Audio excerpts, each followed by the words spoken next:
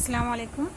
Class 9 তোমাদের fourth online exam শেষ হওয়ার পর আজকে আমাদের প্রথম ক্লাস।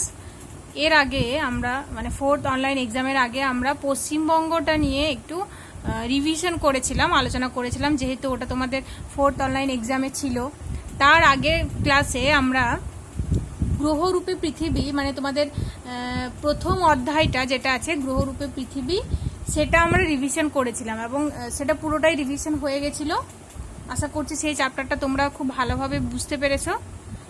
আজ আমরা পৃথিবীর গতিসমূহ, অর্থাৎ তোমাদের যে দ্বিতীয় অধ্যায়টা রয়েছে পৃথিবীর গতিসমূহ, এটা নিয়ে আলোচনা করব, রিভিশন করব। এটা যদিও তোমাদের অনেক আগে হয়েছে, পুরোটাই হয়ে গেছে। তো যাই হোক, শুরু করি তাহলে। পৃথিবীর গতিসমূহ দেখো, আমরা প্রতিদিন দেখতে পাই যে ভোরবেলা সূর্য পূর্ব আকাশে ওঠে এবং পশ্চিম আকাশে অস্ত যায়, তাই তো? সন্ধ্যাবেলা পশ্চিম আকাশে অস্ত যায়, এটা আমরা প্রতিদিন দেখতে পাই। তো এটা দেখে আমরা যখন ছোট ছিলাম, তাহলে এটা দেখে আমাদের মনে হতো যে পৃথিবীটা হচ্ছে স্থির এবং সূর্য পূর্ব থেকে পশ্চিম দিকে ঘুরছে, তাই না? সূর্য পূর্ব থেকে পশ্চিম দিকে পৃথিবীর চারপাশে ঘুরছে, এটা দেখে আমরা এরকমই ভাবতাম। প্রাচীনকালেও মানুষ সূর্যের এই আপাত গতি লক্ষ্য করে মনে করত যে পৃথিবী স্থির এবং সূর্য সহ সমস্ত নক্ষত্র পৃথিবীকে অনবরত প্রদক্ষিণ করে চলেছে। কিন্তু পরবর্তীকালে জ্যোতির্বিজ্ঞানীগণ নানা পরীক্ষা নিরীক্ষার পরে প্রমাণ করেন যে সূর্য স্থির, পৃথিবী সহ অন্যান্য গ্রহগুলি সূর্যের চারপাশে ঘুরছে। পৃথিবী এবং আরও অন্যান্য যে গ্রহাণুপুঞ্জ, সেগুলি সূর্যকে কেন্দ্র করে পরিক্রমণ করে চলেছে। দেখো, রোমান জ্যোতির্বিজ্ঞানী ক্লদিয়াস টলেমি এবং উনি ছাড়াও আরও অনেক জ্যোতির্বিজ্ঞানী ভাবতেন যে সূর্য সহ সমস্ত নক্ষত্র পৃথিবীকে প্রদক্ষিণ করে চলেছে। সূর্য সহ সমস্ত নক্ষত্রের পৃথিবী কেন্দ্রিক পরিক্রমণের ধারণা পরবর্তীকালে নস্যাৎ করে দিয়ে Galileo Galilei, Copernicus, Kepler, Aryabhata প্রমুখ গণিতজ্ঞ জ্যোতির্বিজ্ঞানীগণ পরবর্তীকালে এই সিদ্ধান্তে আসেন যে সূর্য স্থির, পৃথিবী সহ অন্যান্য গ্রহগুলো সূর্যকে প্রদক্ষিণ করে চলেছে। সূর্য কেন্দ্রিক ধারণার প্রবর্তন করেন তারা। প্রথমে পৃথিবী কেন্দ্রিক ধারণার কথা বলেন টলেমি, পরবর্তীকালে এই পৃথিবী কেন্দ্রিক ধারণাকে নস্যাৎ করে দিয়ে আর্যভট্ট, গ্যালিলিও গ্যালিলি, কোপার্নিকাস তারা বলেন যে না, সূর্য স্থির, পৃথিবী সহ অন্যান্য গ্রহগুলি সূর্যের চারপাশে প্রদক্ষিণ করছে। ঠিক আছে। পরবর্তীকালে 1687 সালে স্যার আইজ্যাক নিউটন ঘোষণা করেন যে পৃথিবী শুধু সূর্যকেই প্রদক্ষিণ করছে না, পৃথিবী তার অক্ষের চারপাশে ঘুরতে ঘুরতেই সূর্যকে প্রদক্ষিণ করছে। পৃথিবী লাট্টুর মতো নিজের চারপাশে ঘুরছে, নিজের চারপাশে ঘুরতে ঘুরতে সূর্যকে প্রদক্ষিণ করছে। এছাড়াও পৃথিবী ছাড়াও অন্যান্য গ্রহগুলো একইভাবে লাট্টুর মতো ঘুরছে সূর্যের চারপাশে। সুতরাং এটা বলা যায় যে এই মহাবিশ্বে সূর্য হচ্ছে স্থির আর পৃথিবী নিজ মেরুদণ্ডকে বেষ্টন করে ঘুরছে। তাহলে আমরা দেখতে পাচ্ছি পৃথিবীর দুইটি গতি। কি কি? একটা হচ্ছে আবর্তন বা আহ্নিক গতি, আর একটা হচ্ছে পরিক্রমণ বা বার্ষিক গতি। আবর্তন গতি কোনটা? পৃথিবী যখন নিজ অক্ষের চারপাশে একবার ঘুরছে, সেটাকেই বলা হচ্ছে আবর্তন গতি। আর এই ঘূর্ণনের সময় লাগছে, পৃথিবী নিজে চারপাশে ঘুরতে সময় লাগছে 23 ঘন্টা 56 মিনিট 4 সেকেন্ড বা প্রায় 24 ঘন্টা। আর এই 24 ঘন্টায় একটা দিন নির্ধারিত হয়। তো এই দিন কথার অর্থ হচ্ছে অন্য, আর এই অন্য থেকেই এসেছে আহ্নিক, সেই জন্যে আবর্তন গতির আরেক নাম হচ্ছে আহ্নিক গতি। বোঝা গেছে? পৃথিবীর আরেকটা গতি হচ্ছে পৃথিবী তার নিজের অক্ষের চারপাশে ঘুরতে ঘুরতে একবার সূর্যকে প্রদক্ষিণ করছে। তো এই যে সূর্যকে প্রদক্ষিণ করছে একবার তার উপবৃত্তাকার কক্ষপথে, এই গতিকে বলা হচ্ছে পৃথিবীর পরিক্রমণ গতি।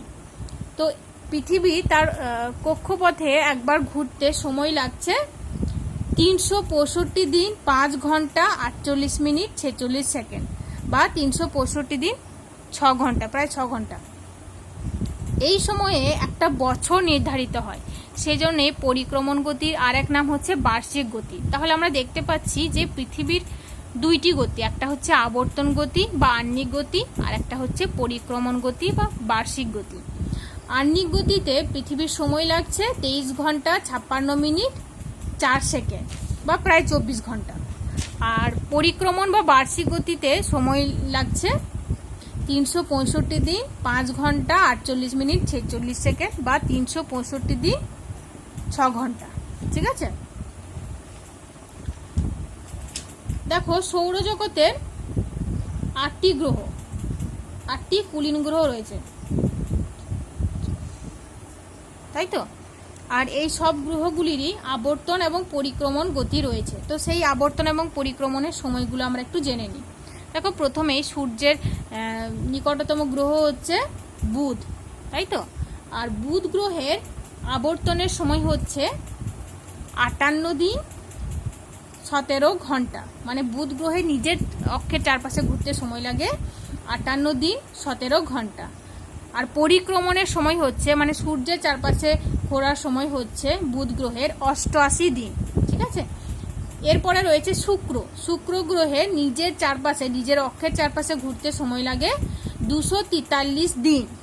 মনে রাখবে এটা, ঠিক আছে। শুক্র গ্রহের একটু মজার কথা হচ্ছে তার নিজের চারপাশে ঘুরতে সময় লাগছে 243 দিন, এবং সূর্যের চারপাশে ঘুরতে সময় লাগছে 225 দিন। তার মানে দেখো সূর্যের চারপাশে ঘুরতে শুক্রের সময় লাগছে 225 দিন, তার মানে সূর্যের চারপাশে ঘুরতে তার কম সময় লাগছে, নিজের চারপাশে ঘুরতে তার বেশি সময় লাগছে। ঠিক আছে, এরপর দেখো পৃথিবীর আবর্তনের সময় হচ্ছে 24 ঘন্টা, আর পরিক্রমণের সময় হচ্ছে প্রায় 365 দিন 6 ঘন্টা।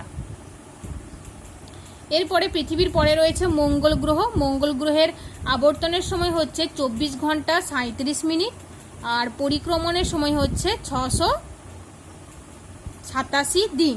687 দিন। তারপর দেখো বৃহস্পতি গ্রহের আবর্তনের সময় হচ্ছে 9 ঘন্টা 50 মিনিট, আর পরিক্রমণের সময় হচ্ছে 12 বছর। শনি গ্রহের আবর্তনের সময় হচ্ছে 10 ঘন্টা 14 মিনিট, আর পরিক্রমণের সময় হচ্ছে 29 বছর 6 মাস। তারপর দেখো রয়েছে ইউরেনাসের আবর্তনের সময় হচ্ছে 10 ঘন্টা 42 মিনিট, আর পরিক্রমণের সময় হচ্ছে 84 বছর। তারপর রয়েছে নেপচুনের আবর্তনের সময় হচ্ছে 16 ঘন্টা 7 মিনিট, আর পরিক্রমণের সময় হচ্ছে 165 বছর। এটা তোমরা একটু মনে রাখবে। এখন আমরা এই যে আহ্নিক গতি এবং বার্ষিক গতি বা আবর্তন গতি ও পরিক্রমণ গতির একটু পার্থক্য বলবো।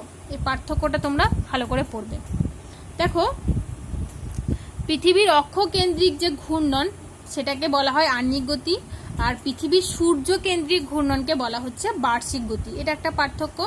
তারপর দেখো সময়কাল। পৃথিবীর আবর্তন গতির সময় হচ্ছে প্রায় 24 ঘন্টা বা 23 ঘন্টা 56 মিনিট 4 সেকেন্ড, আর পরিক্রমণ গতির সময়কাল হচ্ছে 365 দিন 5 ঘন্টা 48 মিনিট 46 সেকেন্ড, বা প্রায় 365 দিন 6 ঘন্টা।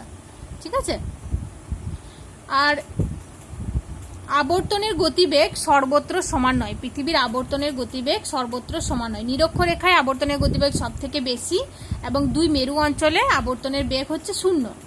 তবে পরিক্রমণের গড় গতিবেগ হচ্ছে প্রতি সেকেন্ডে প্রায় 30 কিলোমিটার। পরিক্রমণের গতিবেগ প্রতি সেকেন্ডে 30 কিলোমিটার। তবে অনুসর অবস্থানে গতিবেগ একটু বেড়ে যায়, আর অপসর অবস্থানে গতিবেগ কমে।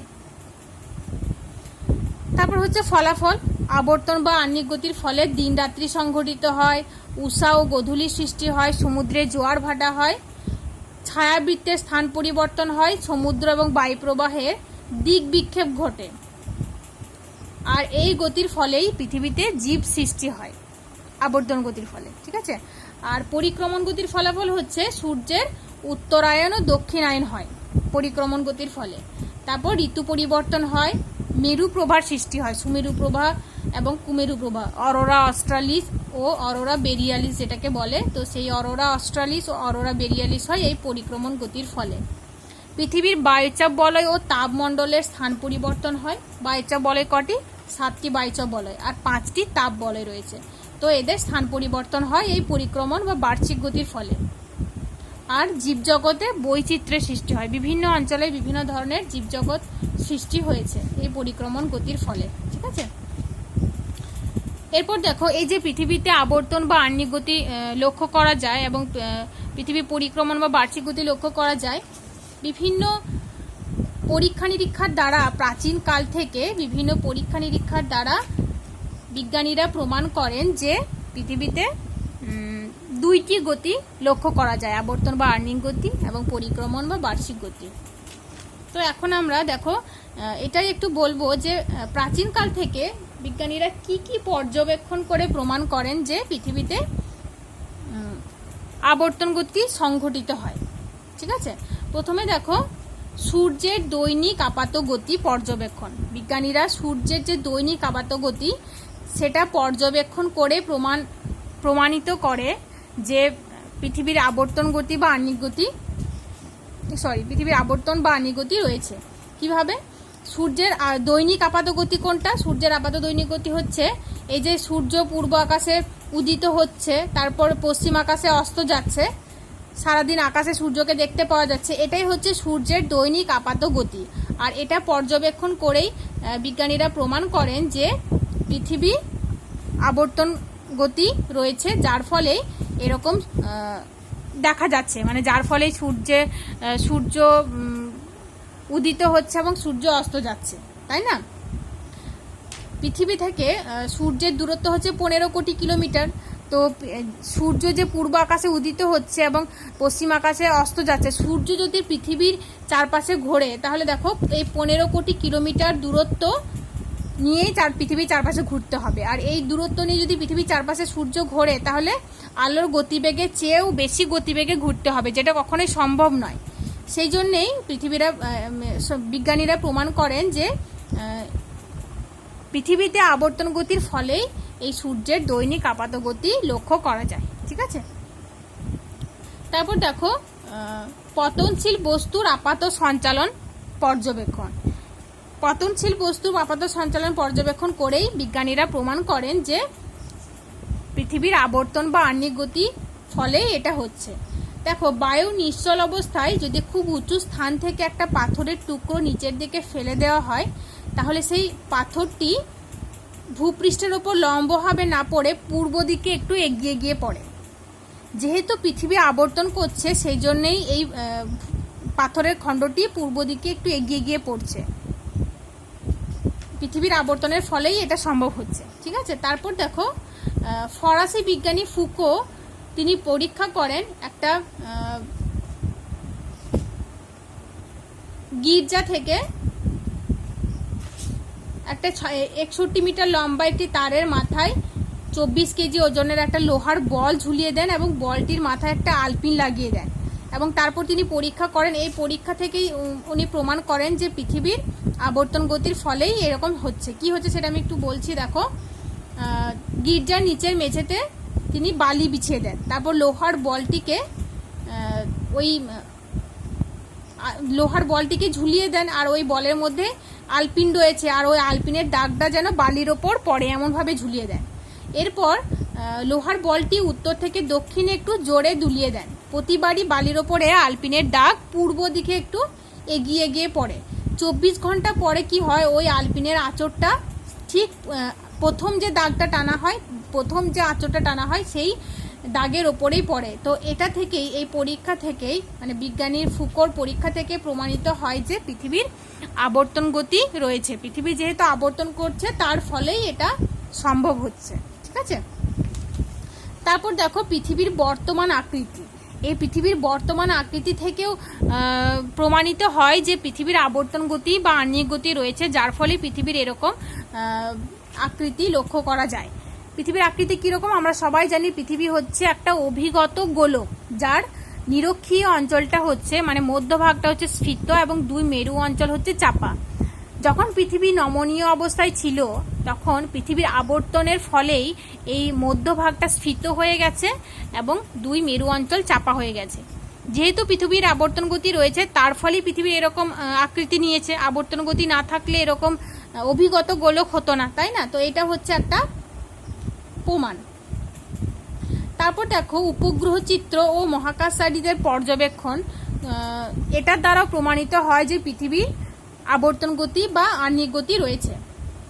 মহাকাশে বিভিন্ন উপগ্রহ থেকে বিভিন্ন চিত্র পৃথিবীতে প্রেরণ করা হয় এবং মহাকাশচারীরাও এটা লক্ষ্য করেছেন যে পৃথিবী পশ্চিম থেকে পূর্ব দিকে ঘুরছে। তারপর দেখো অন্যান্য গ্রহগুলি, এই যে কিছুক্ষণ আগে আমি বললাম বুধ, শুক্র, পৃথিবী, মঙ্গল, এই গ্রহগুলিরও আবর্তন বা আহ্নিক গতি রয়েছে। আর পৃথিবীও একটা গ্রহ, সেজন্য স্বাভাবিকভাবেই পৃথিবীর আবর্তন বা আহ্নিক গতি থাকা স্বাভাবিক, তাই তো? তারপর দেখো এটা হচ্ছে পৃথিবীর আবর্তন গতির প্রমাণ, মানে প্রাচীনকাল থেকে যেসব পরীক্ষা নিরীক্ষাগুলো করা হয়েছিল আবর্তন গতির সম্পর্কে সেটা বললাম। এরপর দেখো পরিক্রমণ বা বার্ষিক গতি। পৃথিবীর পরিক্রমণ বা বার্ষিক গতি, এটার সপক্ষে এই গতির পর্যবেক্ষণ, মানে এই গতি যে দেখা যায় পৃথিবীর পরিক্রমণ গতি, তার ফলে কি কি পরীক্ষা নিরীক্ষা করা হয় সেটা একটু আমি বলবো। দেখো প্রথমত হচ্ছে জ্যোতিষ্কদের আপাত গতি পর্যবেক্ষণ। জ্যোতিষ্ক বলতে ধরে নাও আজকে তুমি সন্ধেবেলা আকাশে একটা নক্ষত্রকে দেখলে, তো সেই নক্ষত্রকে তুমি কিছুদিন পরে যদি দেখো তাহলে দেখতে পাবে যে ওই স্থানে সেই নক্ষত্রটা নেই, বা তারও কিছুদিন পরে তুমি দেখতে পাবে যে ওই নক্ষত্রটা ওই আকাশে আর দেখা যাচ্ছে না। তারপর পরের মানে 1 বছর পেরিয়ে যাওয়ার পরে যেদিনে তুমি প্রথম দিন দেখতে শুরু করেছিলে সেই দিন যদি তুমি নক্ষত্রকে পর্যবেক্ষণ করো তাহলে দেখতে পাবে যে ওই নক্ষত্রটা ঠিক সেই স্থানেই দেখা যাচ্ছে প্রথম দিন যেখানে তুমি দেখেছিলে। তো এটা দেখে প্রমাণিত হয় যে পৃথিবীর পরিক্রমণ গতি রয়েছে, পৃথিবী সূর্যের চারপাশে ঘুরছে, তার ফলেই জ্যোতিষ্কদের এই অবস্থান আমরা লক্ষ্য করতে পারি। এই যে আকাশে বিভিন্ন ধরনের জ্যোতিষ্ক আমরা দেখতে পাই, যেমন এই কালপুরুষ, তারপর সপ্তর্ষি মণ্ডল, এগুলো একটা বছরের নির্দিষ্ট সময়ে আমরা দেখতে পাই, তাই না? তো পৃথিবীর পরিক্রমণ গতি রয়েছে বলে বছরের নির্দিষ্ট সময়ে এই জ্যোতিষ্কগুলিকে আমরা দেখতে পাই। তারপর দেখো অন্যান্য গ্রহের পরিক্রমণ গতি পর্যবেক্ষণ। এই যে কিছুক্ষণ আগে আমি বললাম বুধ, শুক্র, পৃথিবী, মঙ্গল, এইসব গ্রহগুলিও সূর্যের চারপাশে ঘুরছে। আর পৃথিবীও একটা গ্রহ, সেই জন্যই এটাই স্বাভাবিক যে পৃথিবীও সূর্যের চারপাশে পরিক্রমণ করবে, এটাই স্বাভাবিক, তাই তো? তারপর দেখো সূর্যের আপাত বার্ষিক গতি পর্যবেক্ষণ। সূর্য 21শে মার্চ ও 23শে সেপ্টেম্বর সূর্য নিরক্ষরেখার উপর লম্বভাবে কিরণ দেয় এবং ওই দিন মহাবিষুব ও জলবিষুব সংঘটিত হয়। তারপর সূর্যের আস্তে আস্তে উত্তরায়ণ এবং দক্ষিণায়ন শুরু হয়, তাই তো? তো সূর্যের এই আপাত স্থান পরিবর্তনের অন্যতম একটা কারণ হচ্ছে পৃথিবীর পরিক্রমণ গতি। পৃথিবীর পরিক্রমণ গতি রয়েছে বলে এরকম হয়ে থাকে, মানে পৃথিবীতে সব দিনগুলির দৈর্ঘ্য সমান হয় না। তারপর দেখো উপগ্রহ ও মহাকাশ থেকে যেসব ছবি পাঠানো হয়েছে সেই ছবিগুলো থেকেও এটাই প্রমাণিত হয় যে পৃথিবীর পরিক্রমণ গতি রয়েছে। তো এই হলো পৃথিবীর আহ্নিক গতি বা বার্ষিক গতি, আহ্নিক গতি ও বার্ষিক গতি এবং আবর্তন ও পরিক্রমণ গতির প্রমাণ।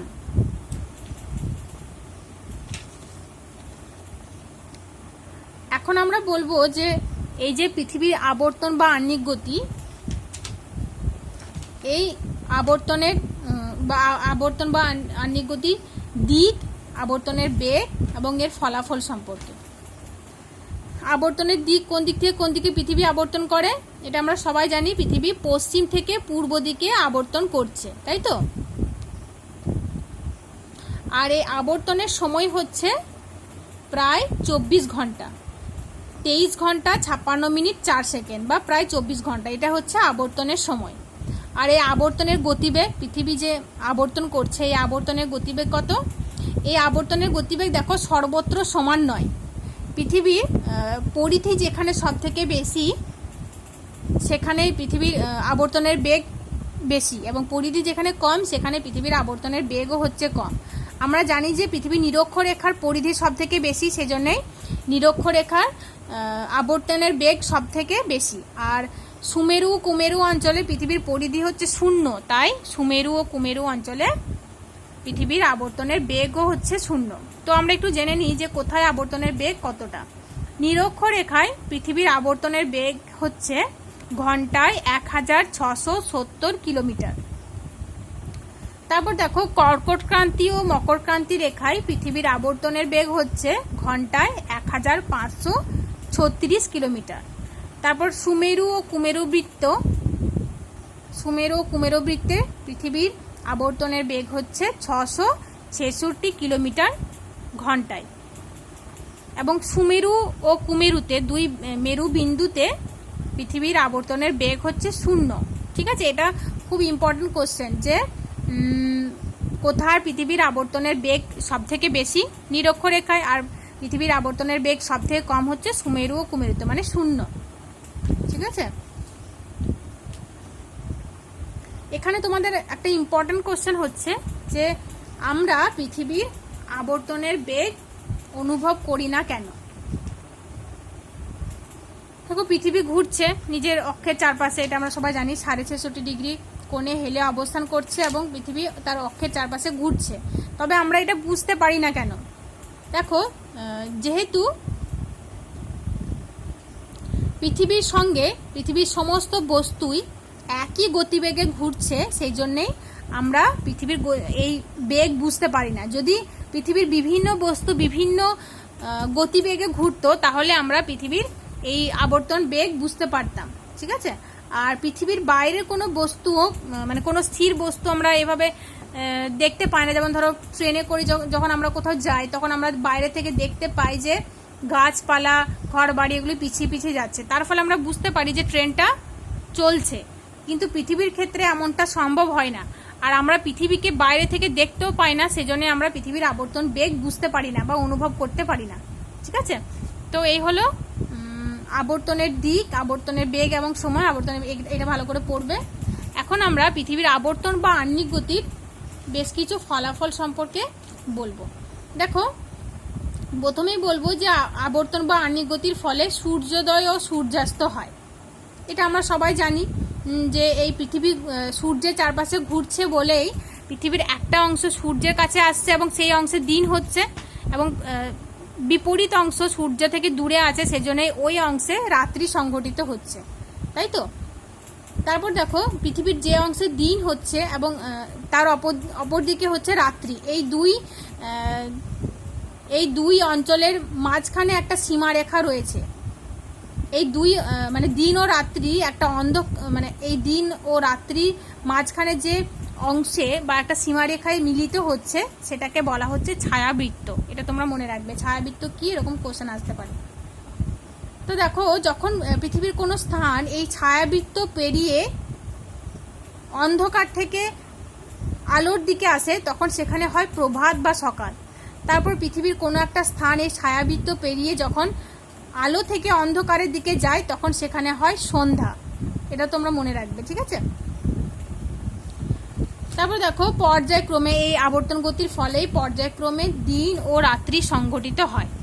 এই যে বললাম পৃথিবীর একটা স্থানে দিন হচ্ছে আর একটা স্থানে রাত্রি হচ্ছে, তো এই পৃথিবীর আবর্তনের ফলেই এটা সম্ভব হচ্ছে। পৃথিবী যদি না আবর্তন করতো তাহলে একটা স্থানেই দিনই থেকে যেত আর একটা স্থানে রাত তো রাতই থেকে যেত। ঠিক আছে, যেহেতু আবর্তন করছে সেজন্যই পর্যায়ক্রমে এটা হচ্ছে, মানে যেখানে এখন দিন 12 ঘন্টা পরে সেখানে রাত হবে, আবার 12 ঘন্টা পরে সেখানে দিন হবে, এরকম হচ্ছে, তাই না। তারপর দেখো পৃথিবীর এই আবর্তনের ফলেই বায়ু ও সমুদ্র স্রোতের দিক বিক্ষেপ হয়। মানে যেহেতু পৃথিবী তার অক্ষের চারপাশে ঘুরছে সেজন্যই পৃথিবীতে একটা কোরিওলিস বলের সৃষ্টি হয়। মানে মানে কি বলবো, এই কোরিওলিস বলের ফলেই পৃথিবীর ওপরে কোনো বস্তুর তার বাইরের দিকে ছিটকে যাওয়ার একটা প্রবণতা থাকে, তো সেটাকেই বলা হয় কোরিওলিস বল। আর এই কোরিওলিস বলের ফলেই পৃথিবীর ওপরে যে নিয়ত বায়ু প্রবাহিত হয় এবং সমুদ্র স্রোত প্রবাহিত হয় সেগুলোর দিক বিক্ষেপ ঘটে। বিজ্ঞানী ফেরেল এটা প্রমাণিত করেন যে বায়ু এবং সমুদ্র স্রোত যখন উত্তর গোলার্ধে প্রবাহিত হয় তখন ডান দিকে বেঁকে প্রবাহিত হয় এবং দক্ষিণ গোলার্ধে যখন প্রবাহিত হয় তখন বাঁ দিকে বেঁকে প্রবাহিত হয়। তো এটা আবর্তন গতির ফলেই হয়। তারপর দেখো, পৃথিবীর এই আবর্তন গতির ফলেই পর্যায়ক্রমে পৃথিবীর কোনো স্থানে জোয়ার এবং ভাটা হয়ে থাকে। মূলত 6 ঘন্টা 12 মিনিট এবং 22 সেকেন্ড পরে পৃথিবীর কোনো স্থানে জোয়ার ভাটা হয়ে থাকে। এই আবর্তন গতির ফলেই এটা হয়। তারপর দেখো, আবর্তন গতির ফলেই পৃথিবীতে উদ্ভিদ এবং প্রাণীর সৃষ্টি হয়। এটা কিভাবে হয় একটু তোমাদেরকে বলি। দেখো, যদি পৃথিবীর আবর্তন গতি না থাকতো তাহলে পৃথিবীর এক স্থানে দিন তো দিনই থেকে যেত আর এক স্থানে রাত তো রাতই থাকতো। তার ফলে কি হতো, যে স্থানে দিন হচ্ছে সেই স্থানে তাপ বিকিরণ হতো না, তাপ শোষণ করে করে ওই স্থানটা অনেক উত্তপ্ত হয়ে যেত এবং সেই স্থানের প্রাণীরা আগুনে ঝলসে যেত। আর তার বিপরীত দিকে কি হতো, অন্ধকার স্থানে তাপ বিকিরণ করে করে সেই স্থানটা প্রচণ্ড ঠান্ডা হয়ে যেত। শুধুমাত্র ছায়াবৃত্ত অঞ্চলে স্বল্প পরিমাণ প্রাণের অস্তিত্ব দেখা দেওয়ার সম্ভাবনা থাকতো, অল্প পরিমাণ সম্ভাবনা থাকতো। তো এরকমটা হয় না, যেহেতু পৃথিবীতে আবর্তন গতি বা আনিক গতি রয়েছে তার ফলেই উদ্ভিদ ও প্রাণী জগতের সৃষ্টি হয়েছে। ঠিক আছে। তারপর দেখো, সময়ের পরিবর্তন। যেহেতু পৃথিবীর আবর্তন গতি রয়েছে, আবর্তন গতি দেখা যায়, সেই জন্যেই পৃথিবীতে কোনো স্থানে দেখো সকাল হয়, সকালের পরে আস্তে আস্তে সময় বাড়তে থাকে, তারপর দুপুর হয়, তারপর বিকেল হয়, তারপর সন্ধ্যা হয়, তারপর আবার রাত হয়, এরকম হয়ে থাকে। পৃথিবীর এই যে ঘুরছে, পৃথিবীর আবর্তন গতিতে সময় লাগে 24 ঘন্টা, তাই তো। আর এই 24 ঘন্টাকে দেখো 24 দিয়ে ভাগ করে প্রতিটি ভাগকে 1 ঘন্টা ধরা হয়। আবার এই 1 ঘন্টাকে সমান 60টি ভাগে ভাগ করে 1 মিনিট ধরা হয়। আর এই 1 মিনিটকে 60 ভাগে ভাগ করে 1 সেকেন্ড ধরা হয়। এইভাবে সময় নির্ধারণ করা হয়। তো এটাও সম্ভব হয় আবর্তন গতি বা আহ্নিক গতির জন্য। তো এটাই হলো আবর্তন গতির ফলাফল। আজকে আমরা আবর্তন গতি পর্যন্তই আলোচনা করলাম। পরের ক্লাসে আমরা ইনশাল্লাহ এই যে কোরিওলিস বলের প্রভাব এবং নিয়ত বায়ু প্রবাহের দিক বিক্ষেপ এটাও একটু বলবো। আর তারপরে পরিক্রমণ গতির দিক, বেগ, সময়কাল, ফলাফল এগুলোও আলোচনা করব পরের ক্লাসে। ঠিক আছে। তো আজকে আমাদের এটাই রিভিশন হলো আবর্তন গতিটা। তো তোমরা এটাই ভালো করে পড়ো, আবর্তন গতিটা পুরোটা। আর যে প্রমাণগুলো আমি বললাম সেগুলো পড়বে ভালো করে, টেক্সট বইটা ভালো করে পড়ো। আহ্নিক গতি এবং বার্ষিক গতির পার্থক্যটা তোমরা ভালো করে পড়বে। তারপর দেখো, এই চ্যাপ্টারের কোশ্চেন অ্যান্সার আমি তোমাদের দিয়ে দিয়েছি, অনেক আগে কোশ্চেন দিয়েছি, অ্যান্সারগুলো দিইনি। আর তোমাদের অনুশীলনীর কোশ্চেনগুলো করতে বলেছি ভালো করে, সেগুলোই পড়ো ভালো করে। আর কোনো সমস্যা হলে আমার সঙ্গে অবশ্যই কন্ট্যাক্ট করবে। আসসালামু আলাইকুম।